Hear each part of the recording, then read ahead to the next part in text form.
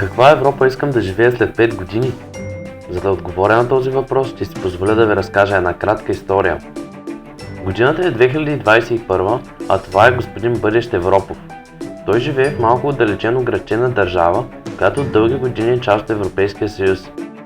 Не е случайно споменаваме Европейския съюз, защото през последните 5 години той драстично подобри живота на господин Европов. Имаше най-много промени в областта на технологиите. Създадоха се симулатори за най-различни ситуации. Сега всеки гражданин може виртуално да посети или вземе участие в пленарно заседание в Европейския парламент. По този начин господин Европов вече свободно предлага теми, които да бъдат дискутирани в Европарламента. Благодарение на технологиите господин Европов взема активно гражданско участие и свободно изразява своите идеи, които достигат до много европейски граждани. А последна новост е платформата и социална мрежа Euroface.eu. Тя обединява европейските граждани и толерира взаимна подкрепа и разбирателство.